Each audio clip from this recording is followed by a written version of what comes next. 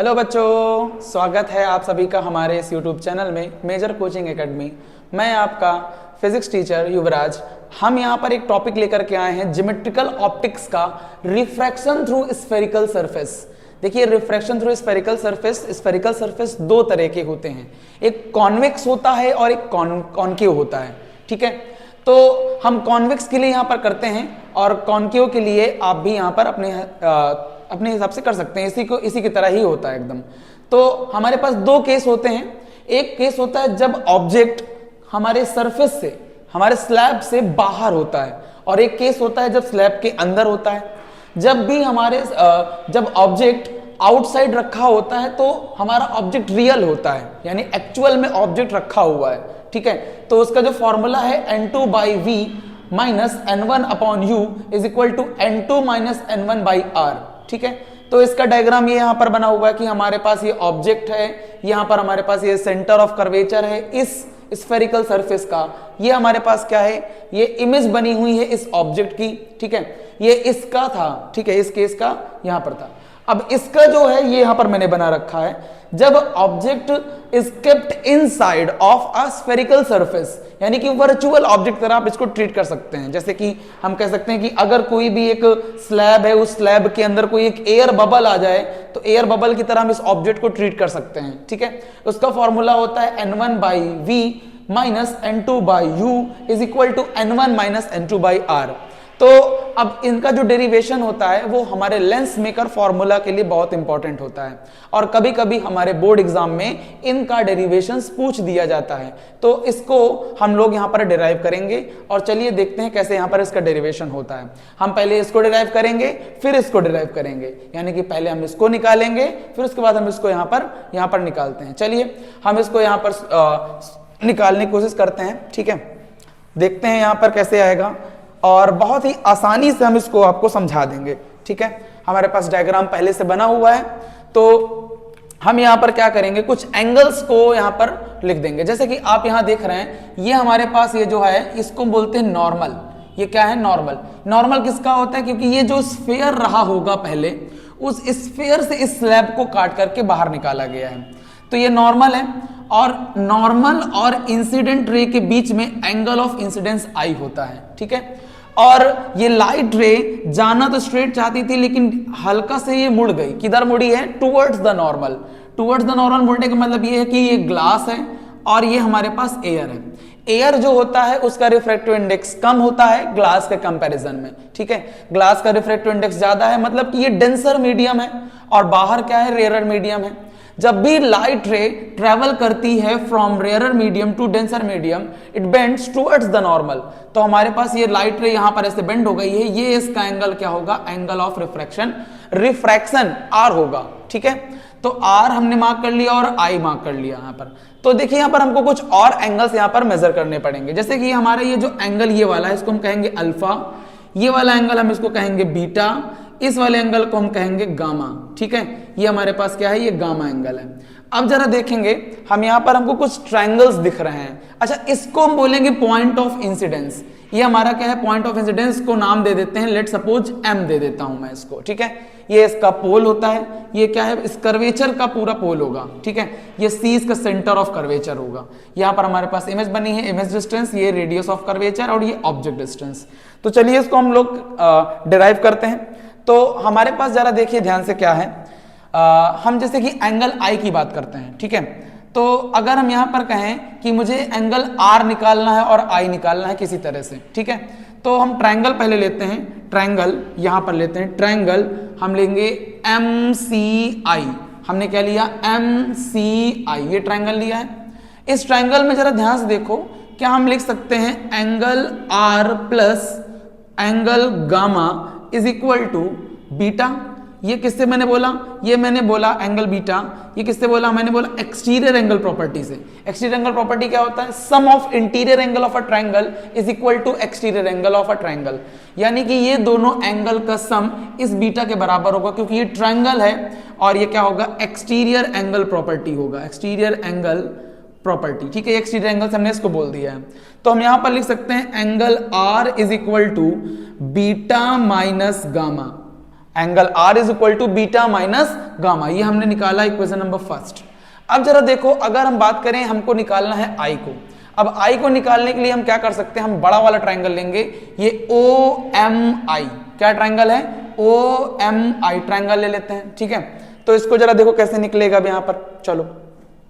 तो हमारे पास ट्रायंगल यहाँ पर है ओ एम आई, नहीं ओ एम आई नहीं, ओ एम सी लेना है, क्योंकि ये नॉर्मल यहां से जा रहा है ना, सी से जाता है नॉर्मल, तो हमको ट्रायंगल लेना है ओ एम सी। ये देखिए ओ एम सी, ये वाला ट्रायंगल, बड़ा वाला ट्रायंगल लेना है। तो इस ट्रायंगल में जरा देखो, क्या हम लिख सकते हैं, angle alpha plus angle beta is equal to angle I बोल सकते हैं क्या, इसका सम इसके बराबर, किस प्रॉपर्टी से बोला, एक्सटीरियर एंगल प्रॉपर्टी से बोला, ठीक है। तो यहां पर हम लिख सकते हैं I is equal to alpha plus beta, equation number 2 बन गया है, ठीक है। हमने आर निकाल लिया और आई निकाल लिया। अब हम यहां पर क्या निकालेंगे, हम लगाएंगे यहां पर, अब यहां पर हम लगाएंगे, जरा देखो क्या है सर। अब इसके बाद हमको स्नेल्स लॉ यहां पर लगाना है, ठीक है। स्नेल्स लॉ लगाएंगे। अब देखो स्नेल्स लॉ क्या कहता है, जरा देखो स्नेल्स लॉ क्या कहता है। यहां पर कुछ देखो, बीटा माइनस गामा है, अल्फा प्लस बीटा है और एंगल आई है, तो अल्फा प्लस बीटा एंगल 2 हो गया और अल्फा प्लस बीटा एंगल आई हो गया, ठीक है। अब जरा देखो यहां पर क्या है, हम निकालते चलो, लगाते हैं Snell's law. According to Snell's law, ठीक है। अच्छा देखिए ध्यान से, इस डेरिवेशन को करते समय आपको बहुत ध्यान देना पड़ता है एंगल्स का, नहीं तो गलतियां बहुत ज्यादा हो जाती हैं। हमने OMC ट्रायंगल लिया था, इसमें अल्फा प्लस बीटा होना चाहिए था, हमने अल्फा प्लस बीटा लिखा हुआ है, ठीक है। Alpha plus beta equal to angle I लिखा हुआ है, कोई दिक्कत नहीं है, ठीक है। अब जरा देखो, अकॉर्डिंग टू स्नेल्स लॉ कहता है कि जब लाइट रे फ्रॉम रेयरर टू डेंसर जाती है, जब लाइट रे फ्रॉम रेयरर टू डेंसर जाती है, तो हम जानते हैं जो sine I upon sine R, इसका जो रेशियो होता है वो तो कांस्टेंट होता है, स्नेल्स लॉ ये कहता है। लेकिन जब लाइट रे रेयर से डेंसर जाती है तो ये बराबर होता है n2 अपॉन n1 के, ठीक है।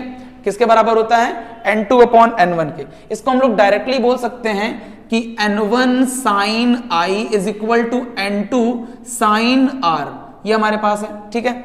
यानी कि यहां का एंगल, यहां का रिफ्रैक्टिव इंडेक्स, यहां का साइन ऑफ एंगल, यहां का रिफ्रैक्टिव इंडेक्स, और यहां का साइन ऑफ एंगल और यहां का रिफ्रैक्टिव इंडेक्स, वही तो लिखा हुआ है। अब यहां पर अल्फा और हम लोग क्या, एंगल आई और एंगल आर की वैल्यू वहां पर हम पुट कर देंगे, ठीक है।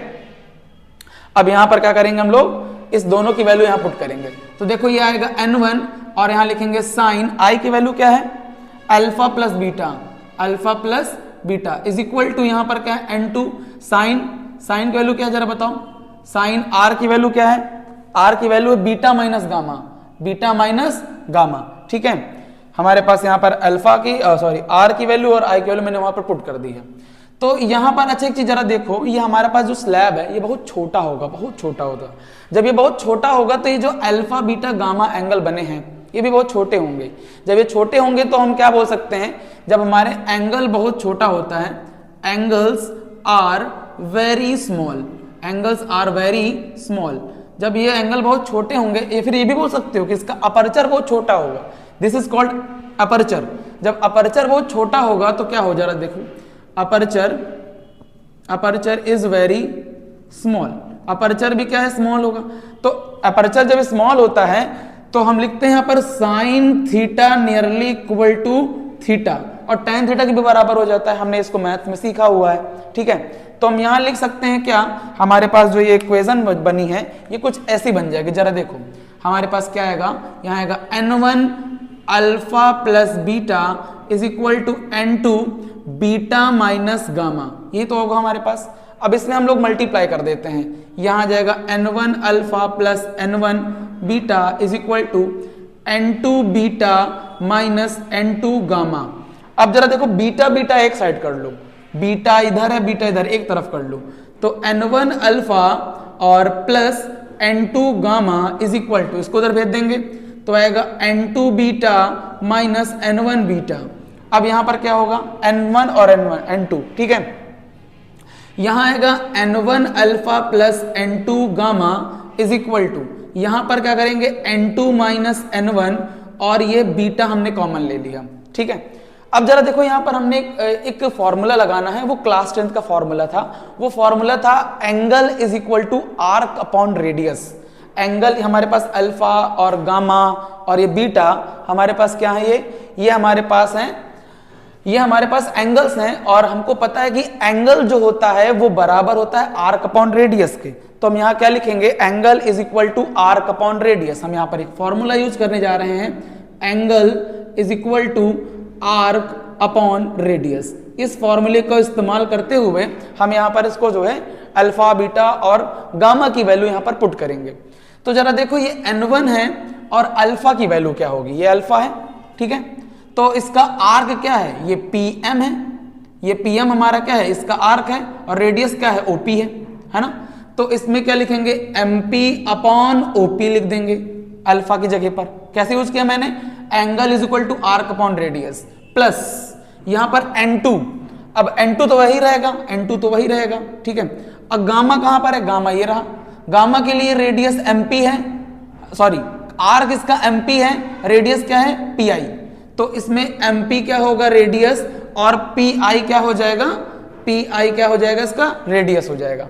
आर्क इसका होगा mp और रेडियस होगा pi is equal to n2 minus n1।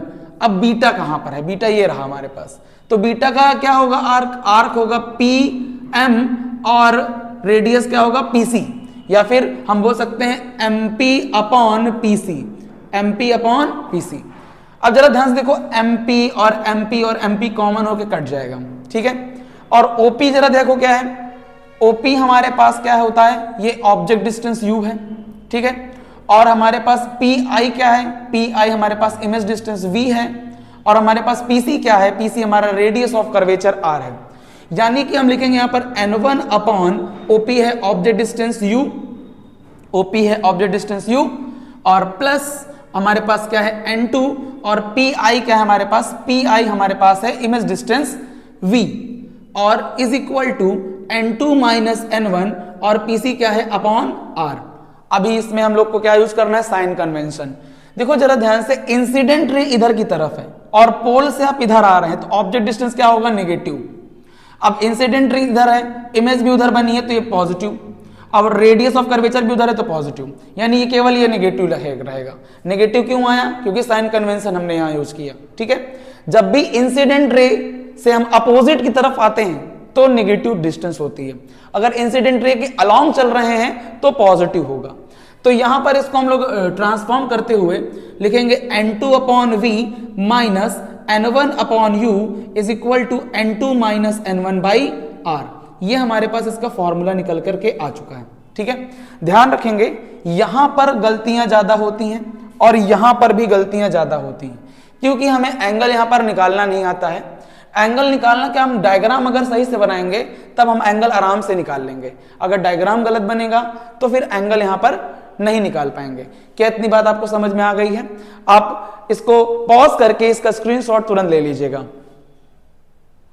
चलिए, आपने इसका स्क्रीनशॉट ले लिया होगा। अब हम इसके सेकंड फॉर्म की तरफ चलते हैं, जो हमारे पास object inside of the slab रखा होगा। जब ऑब्जेक्ट को हम अंदर रख देंगे तब क्या होगा, तब उसमें कैसी इमेज बनेगी, है ना, उसका रे डायग्राम कैसा होगा उसको देखते हैं, ठीक है। तो हम इसको हटाते हैं जल्दी से और आपको उसको दिखाते हैं।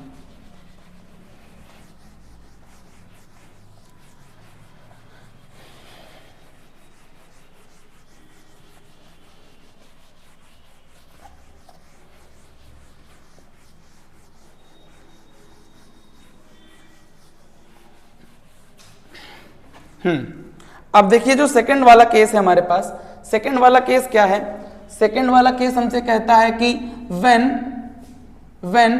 Object is kept inside, when object is kept inside spherical surface,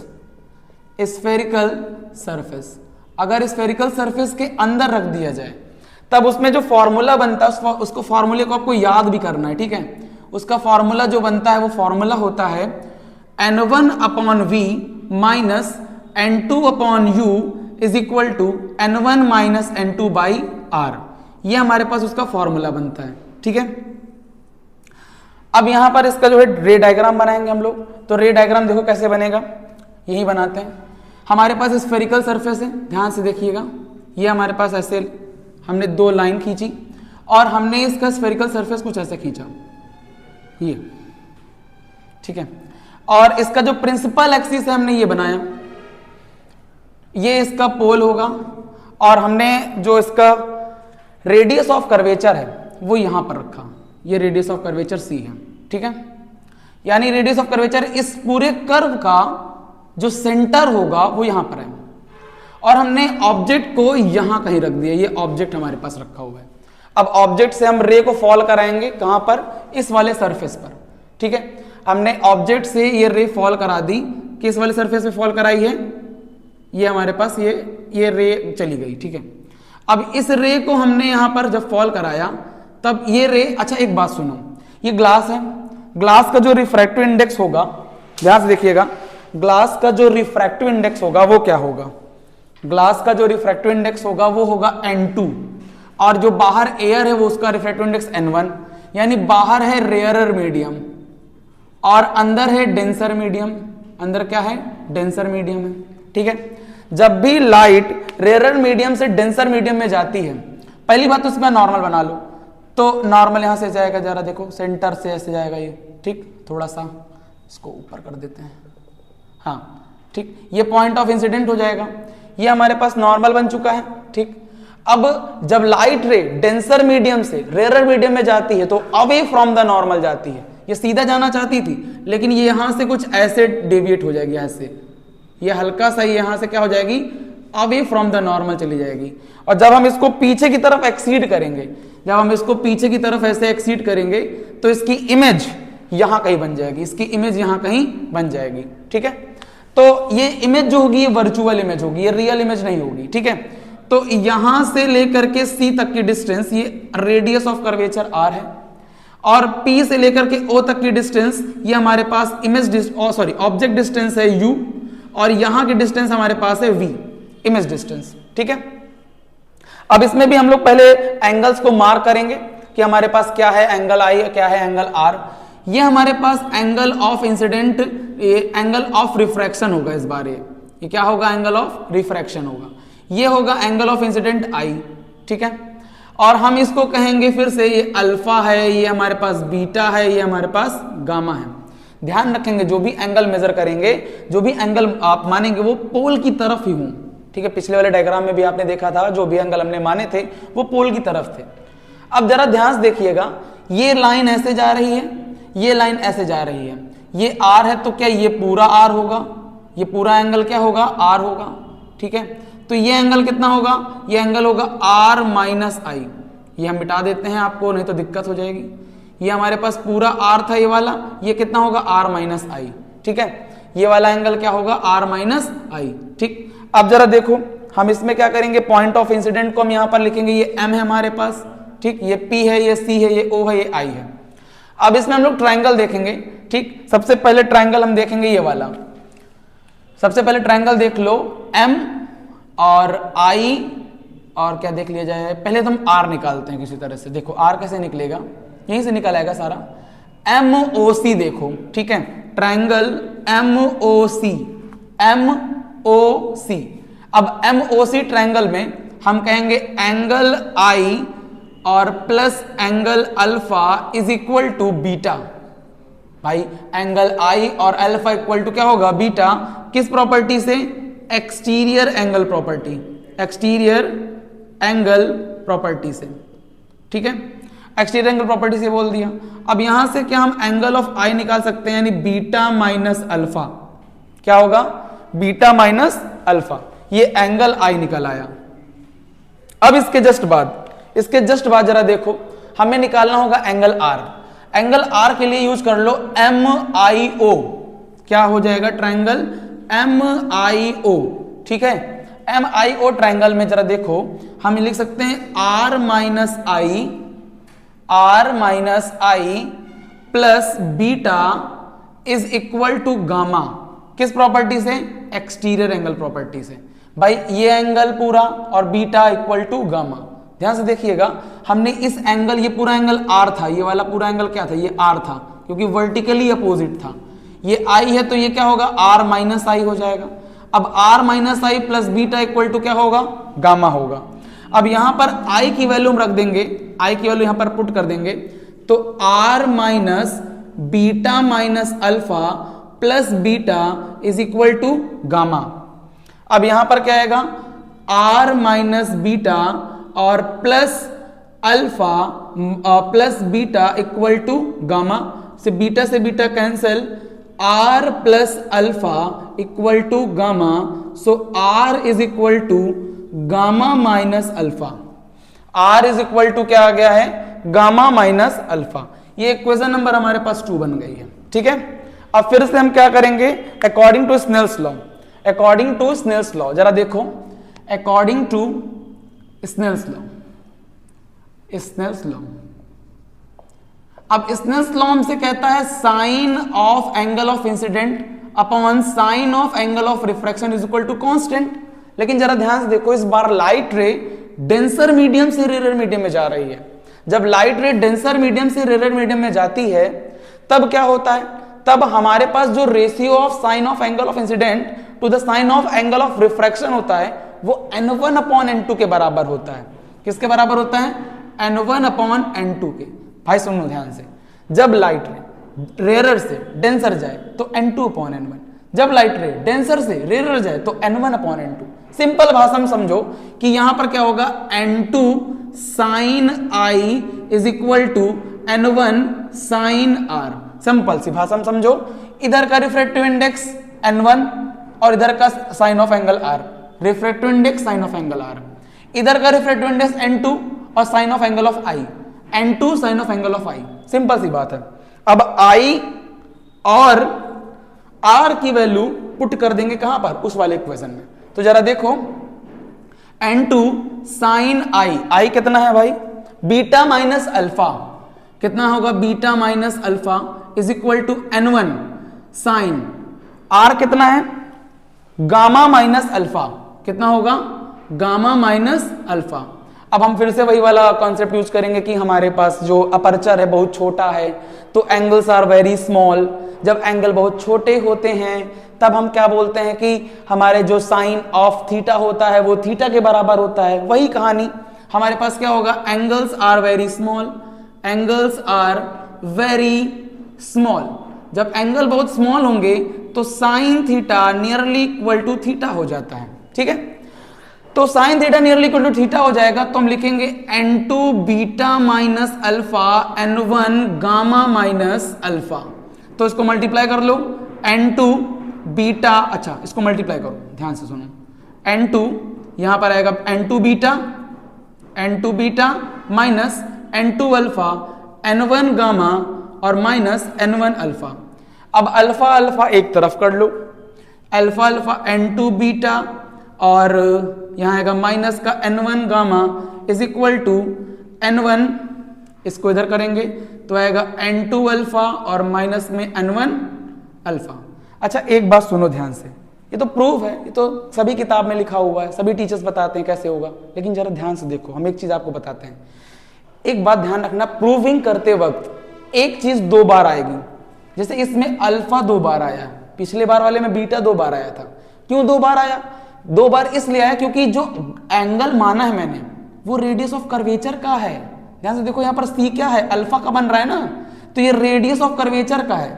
और हमको पता है कि रेडियस ऑफ कर्वेचर 2 बार आना चाहिए, क्योंकि अभी हमने फॉर्मूला क्या लिखा है, ये देखो n2 माइनस n1 का कॉमन है रेडियस ऑफ कर्वेचर, यानी कि ऐसा एंगल जो है 2 बार हमेशा होना चाहिए। इस डेरिवेशन को करते वक्त आपके दिमाग में एक बात जरूर आनी चाहिए कि एक जो है, एक एंगल जो कि सेंटर ऑफ कर्वेचर से बन रहा होगा वो 2 बार आना चाहिए। जैसे पिछली बार बीटा 2 बार आया था, इस बार अल्फा 2 बार आया, क्योंकि पिछली बार जो सेंटर ऑफ कर्वेचर से जो एंगल बन रहा था वो बीटा मैंने लिया था, इस बार क्या लिया मैंने, अल्फा लिया है। तो अगर आपके पास इस तरह से 2 आ गए, समझ जाइए आप सही रास्ते पे चल रहे हैं। ठीक है, तो जरा देखो यहां पर हमारे पास क्या आएगा, n2 beta minus n1 gamma is equal to n2 minus n1 और अल्फा। ठीक है, ये हमारे पास आ चुका है। अब फिर से हम वही 10th वाला जो हमारे पास angle is equal to arc upon radius होता है उसे यूज करेंगे। तो हम यहां पर क्या यूज करेंगे, angle is equal to arc upon radius, इसका यूज करेंगे। तो हम क्या बोलेंगे, हमारे पास बीटा और अल्फा और गामा ये तीनों एंगल हैं। अब इनको यूज करने के लिए हम क्या करेंगे, जरा देखो, आर्क अपॉन रेडियस का यूज करते हैं। तो N2 बीटा कहां पर है, बीटा ढूंढो, ये रहा बीटा। तो बीटे का जो बीटा है इसका आर्क क्या होगा, MP, बीटा क्या है MP, और अपॉन रेडियस कितना है इसका, OP, रेडियस क्या है OP, ठीक है, माइनस N1 गामा, गामा कहां है, ये रहा गामा। तो गामा के लिए रेडियस फिर से MP और रेडियस क्या होगा PI, फिर से क्या होगा MP और PI हमारा क्या है radius. Arc upon radius use कर रहे हैं, कुछ इसमें कोई बड़ी मैथ्स नहीं लगा रहे हैं हम। तो N2 माइनस N1 और अल्फा कहां पर है, अल्फा सेंटर ऑफ कर्वेचर का है। तो हम यहां क्या बोलेंगे, MP अपॉन PC, क्या बोलेंगे MP अपॉन PC। अब फिर से वही काम, तो MP से MP कैंसिल हो जाएगा। यहां क्या आएगा N2 अपॉन OP, क्या है बताओ, OP हमारा है ऑब्जेक्ट डिस्टेंस U, क्या है ऑब्जेक्ट डिस्टेंस U, माइनस अब N1, PI क्या है भाई, PI हमारा इमेज डिस्टेंस है V, ठीक है, is equal to N2 minus N1, PC क्या है बताओ, PC R है। हम इसी की बात कर रहे थे कि ये 2 बार आना चाहिए, ठीक है। अब हम साइन कन्वेंशन यूज कर लेते हैं। हमने इंसिडेंट रे इधर डाला और हम इधर जा रहे हैं, रे इधर, हम इधर जा रहे हैं, रे के अपोजिट है, यानी भाई साहब ऑब्जेक्ट, तो ऑब्जेक्ट डिस्टेंस हमारा क्या होगा, ये हमारा नेगेटिव होगा। क्यों, क्योंकि हम रे को इधर डाले हैं और हम इधर बढ़ रहे हैं, यानी कि इंसिडेंट रे इधर है और हम इधर तरफ चल रहे हैं। अब जरा देखो, ध्यान सुन लो, इंसिडेंट रे के अलोंग चलोगे तो डिस्टेंस पॉजिटिव, अगर इंसिडेंट रे के विपरीत चलोगे यानी अपोजिट चलोगे तो डिस्टेंस नेगेटिव। तो हमारे पास ये क्या होगा, ये नेगेटिव हो जाएगा, ठीक है। और अब इमेज भी उधर है, ये भी नेगेटिव हो जाएगा, और रेडियस ऑफ कर्वेचर भी उधर है, ये भी नेगेटिव हो जाएगा, तीनों नेगेटिव होंगे, ठीक है। तो हमारे पास तीनों नेगेटिव होंगे, तो हम इसको क्या लिखेंगे, N1 upon V minus N2 upon U is equal to, ये माइनस हम ऊपर डाल सकते हैं, ये माइनस साइन को अगर हम ऊपर कर दें, इसको ऊपर कर दें, तो ऊपर वाले में क्या लिख सकते हैं, N1 minus N2 by R, ये हो गया। अच्छा ध्यान से सुनो, हम इसको याद करने का ट्रिक बताते हैं। ध्यान देखो इधर, N1 by image distance, N2 by object distance, N1 minus N2 by radius of curvature. जो पिछले वाले में था N2 upon image distance minus N1 upon object distance is equal to N2 minus N1 by R।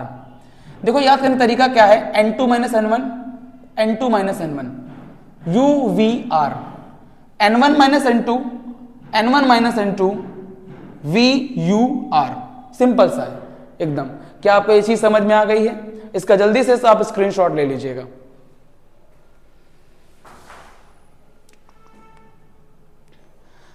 अब देखिए इसका screenshot आपने ले लिया है। हम अगली वीडियो में लेंस मेकर फॉर्मूला को समझाएंगे। अब आप इस दोनों को जो है नोट्स बना लीजिएगा, ये बोर्ड में बहुत ज्यादा इंपॉर्टेंस रखते हैं, ठीक है। तो पढ़ाई करते रहें। All the very best.